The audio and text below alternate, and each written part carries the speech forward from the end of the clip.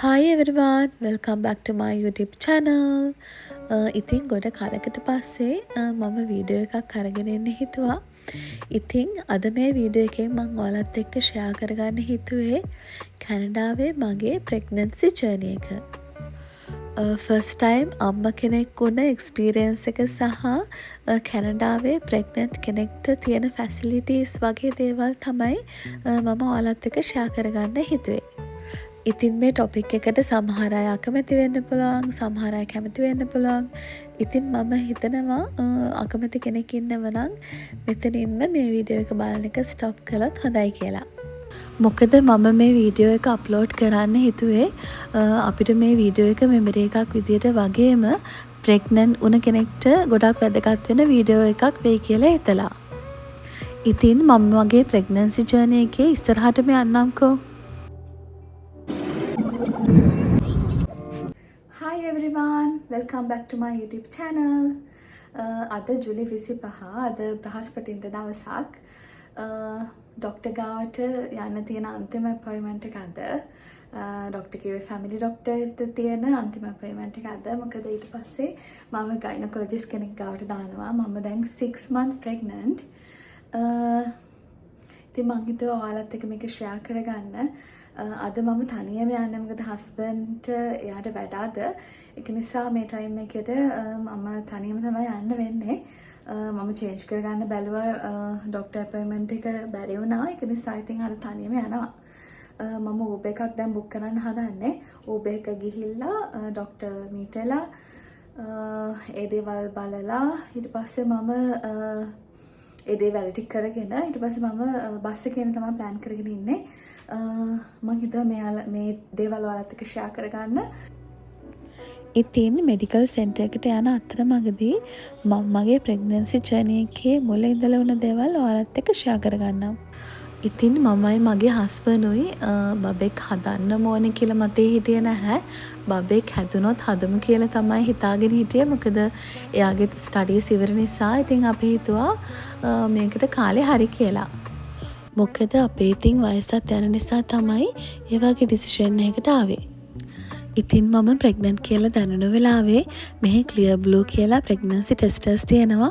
ඒ වගේ ටෙස්ට් එකකින් ටෙස්ට් කරලා තමයි හරියටම දැනගත්තේ. මොකද ඒකේ සති ගණනත් එක්ක පෙන්නනවා. මෙහි වගේ ක්ලියර් බ්ලූ කියන බ්‍රෑන්ඩ් එකේ තියෙන ප්‍රෙග්නන්සි ටෙස්ටර්ස් shoppers වලයි Walmart වලිනුයි ගන්න පුළුවන්. ඊට පස්සේ ඉතින් හරියටම ප්‍රෙග්නන්ට් කියලා දැනගන්න ඊට පස්සේ කරන්න තියෙන බ්ලඩ් ටෙස්ට් එකනේ. ඉතින් ඒ වෙලාවේ HCG බ්ලඩ් ටෙස්ට් එක කරගන්න අපේ ෆැමිලි ඩොක්ටර් කැනඩාවේ හිටියේ නැහැ. ඉතින් අපි වෝකින් ක්ලිනික් එකකට තමයි මගේ බ්ලඩ් ටෙස්ට් එක කරගන්න ගියේ. ඉතින් ඒ බ්ලඩ් ටෙස්ට් එකනොත් හරියටම ප්‍රෙග්නන්ට් කියලා කන්ෆර්ම් වුණාට පස්සේ මාරම සතුටක් හිතට දැනුණා. හැබැයි ඉතින් ලොකු වගකීමක් තියෙනව නේද කියලා ඔළුවට ලොකු බරකුත් ආවා. හැබැයි ඉතින් මාරම සතුටුයි ඒ ෆීලින් එක ආවට පස්සේ. ඉතින් කියන්න ඕනි HCG බ්ලඩ් ටෙස්ට් එකේ ඉඳලා හැම ටෙස්ට් එකක්ම කැනඩාවේ ෆ්‍රී. මොකද හෙල්ත් කෙයාර් ෆ්‍රී නිසා. අපිට ඔන්ටේරියෝ වල හෙල්ත් කාඩ් එකක් තියෙනවා OHIP එක.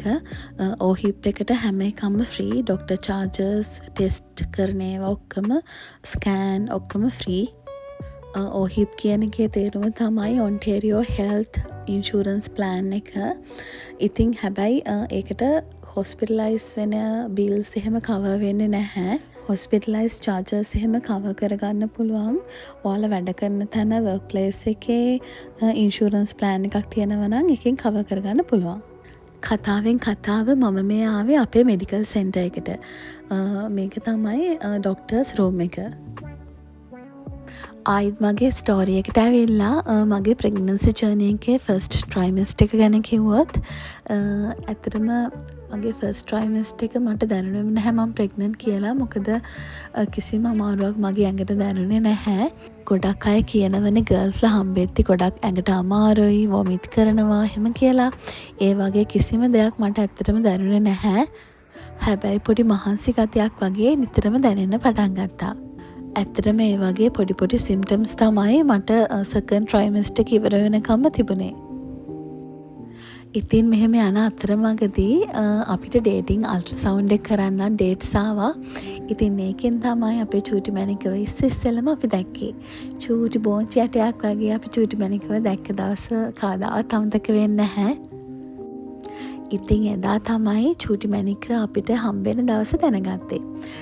එක්ස්පෙක්ටඩ් ඩියු ඩේට් එක එදා නොවැම්බර් 5 කියලා ඒගොල්ලෝ කිව්වා. ඉතින් හරිම හැපි දවසක්. අපි ඉතින් එදා ඉඳලා අද වෙනකන් ඉතින් චූටි මැණික ගැන එක හීන දකිනවා. ඉතින් මෙහි ෆස්ට් ට්‍රයිමෙස්ටර් එක ඩොක්ටර්ස්ලා හරියට මොනිටර් කරන්නේ නැහැ. මොකද මිස්කැරේජ් වෙන පර්සන්ටේජ් එක වැඩි නිසා. ඉතින් යාලා කියන්නේ හොඳට කාලා බීලා රිලැක්ස් එකේ ඉන්න කියලා. ඒ වගේම කියන්න ඕනේ මෙහි අල්ට්‍රසවුන්ඩ් ස්කෑන් එක වගේ ස්කෑන් ಜಾති හැම එකම කරන්න වෙනම ස්පෙෂලිස්ට් කෙනෙක් ඉන්නවා. ඩොක්ටර්ස්ලා නෙවෙයි කරන්නේ. ඒකට වෙනම සෝනෝග්‍රැෆර්ස්ලා ඉන්නවා ඒ සබ්ජෙක්ට්ස් ස්පෙෂලයිස් කරපු. ඉතින් ඇත්තටම මම කලින් මගේ ප්‍රෙග්නන්සි ජර්නි එකේ වීඩියෝස් දාන්න හිතාගෙන හිටපු නැති නිසා මම ස්කෑන් කරන්න ගිය වීඩියෝ රෙකෝඩ් කරේ නැහැ.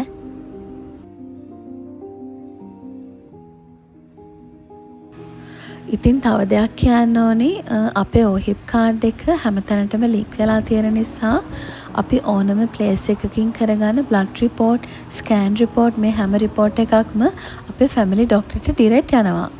ඉතින් ඒ රිපෝට්ස් අනුව තමයි ෆැමිලි ඩොක්ටර් කියන්නේ අපේ දැන් තියෙන සිටුේෂන් එක. ඉතින් අපි ෆැමිලි ඩොක්ටර්ට රික්වෙස්ට් කරොත් අපිට රිපෝට්ස් බලන්න ඕන කියලා අපිට ෆැමිලි ඩොක්ටර්ගෙන් ඔක්කොම රිපෝට්ස් ගන්න පුළුවන්. සෙකන්ඩ් ට්‍රයිමෙස්ටර් එක එන්ඩ් එකේදී තමයි ඇනටොමි අල්ට්‍රසවුන්ඩ් එක කරේ අපි බබාගේ ජෙන්ඩර් එක බලා ගන්න. ඉතින් අපි ඒකටත් පොඩි ජෙන්ඩර් රිවිව් පාටි එකක් ඕගනයිස් කරා. ඒකේ වීඩියෝ එකක් දාලා තියෙනවා. බලපු නැති කෙනෙක් ඉන්නවා නම් ඒ වීඩියෝ එකත් බලන්න. ඉතින් සෙකන්ඩ් ට්‍රයිමෙස්ටර් එක ගැන කිව්වොත් සෙකන්ඩ් ට්‍රයිමෙස්ටර් එකේදීත් මට ඇඟට කිසිම අමාරුවක් දැනුනේ නැහැ. මොකද මං හිතනවා මම ප්‍රෙග්නන්ට් වෙලා මාස 7ක් එක දිගට වැඩ කරන නිසා වෙන්නේ නැති කියලා.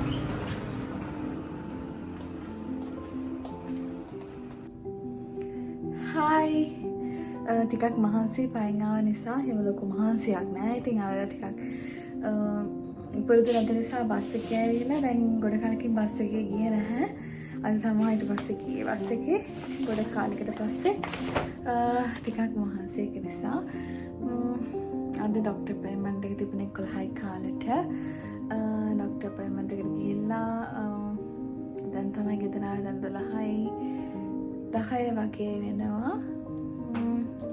ඩොක්ටර් ලොකු දෙයක් කිව්වේ නැහැ. ඩොක්ටර් ඉස්සෙල්ල යූරින් ටෙස්ට් එකක් කරා. ඒකේ වයිට් සෙල්ස් තියෙනවා කියලා ඩොක්ටර් කිව්වා තව යූරින් ටෙස්ට් එකක් කරන්න ඕන කියලා. ඊට පස්සේ මගේ හිමොග්ලෝබින් අඩුයි කියලා ඩොක්ටර් මගේ කලින් පාර බ්ලඩ් ටෙස්ට් එකට කිව්වා. මං කිව්වා ඩොක්ටර් දැන් කොහොමද බලන්නේ ඩොක්ටර් බ්ලඩ් ටෙස්ට් එකක් කරන්න ඕනද කියලා ඩොක්ටර් ඒකට මම ටෙස්ට් එකක් කරන්න ඕනි කියලා කිව්වා. ඒකට මම ෆෝන් හදන්න මේක අරගෙන යන්න ඕනි ලැබ් එකට දැන්. ලන්ඩන් එක්ස්රේ ඇසෝසියේෂන් එකෙන් තමයි මම ස්කෑන් කරන්නේ. මට ස්කෑන් කරන්න ඩොක්ටර් රෙකමන්ඩ් කරේ ඒක තමයි. ඒකේ මම ස්කෑන් රිපෝට්ස් ඔක්කොම ඩොක්ටර්ට තමයි යන්නේ. අපිට එන්නේ නැහැ ස්කෑන් රිපෝට්ස්. මම ඩොක්ටර්ගෙන් අන්තිම ස්කෑන් එකේ රිපෝට් එක ඉල්ල ගත්තා. ඒකක් තියෙනවා මගේ ළඟ. අදට එච්චරයි. දැන් බ්ලඩ් ටෙස්ට් එක කරන්න අද ඩොක්ටර් කිව්වා බ්ලඩ් ටෙස්ට් එක කරන්න කියලා. අද හස්බන්ඩ් නැති නිසා ගෙදර මම හෙට තමයි ප්ලෑන් කරගෙන බ්ලඩ් ටෙස්ට් එක කරන්න. ඒක රිපෝට්ස් නුත් ඩොක්ටර්ට යනවා. ඩොක්ටර් ගියාට පස්සේ ඩොක්ටර් මට කෝල් කරනවා. ඒකේ මොකක් හරි ප්‍රශ්නක් තියෙනවා නම් ඩොක්ටර් කෝල් කරනවා කිව්වා. නැත්තම් නැහැ. ඊට පස්සේ මගේ ඩොක්ටර් කිව්වා ඕනනම් අපොයින්ට්මන්ට් එකක් දාගන්න ආයිත් කියලා. නැතුණත් කමක් නැහැ කිව්වා. මොකද මගේ ඊළඟ ගයිනකොලොජිස්ට් එක්ක ඊළඟ අපොයින්ට්මන්ට් එක තියෙන්නේ August 6 12. ඒක නිසා මට ඕන වෙන්නේ නැහැ කිව්වා දැනට අපොයින්ට්මන්ට් එකක් දාගන්න. ඊට පස්සේ ඉතින් ගයිනකොලොජිස්ට් කාට තමයි යන්න තියෙන්නේ. ඉතින් හොස්පිටල් එකේ තියෙන ෆස්ට් අපොයින්ට්මන්ට් එකට කොහොමද මම ෆේස් කරේ කියලා මගේ ඊළඟ වීඩියෝ එකෙන් මම ඔයාලට අරගෙන එන්නම්. මොකද මම හිතනවා මේ වීඩියෝ එක ටිකක් දිග වැඩි වෙයි කියලා. ඊළඟ වීඩියෝ එකත් ඉක්මනටම අරන් එනකන් අදට ගිහිල්ලා එන්නම්. See you soon.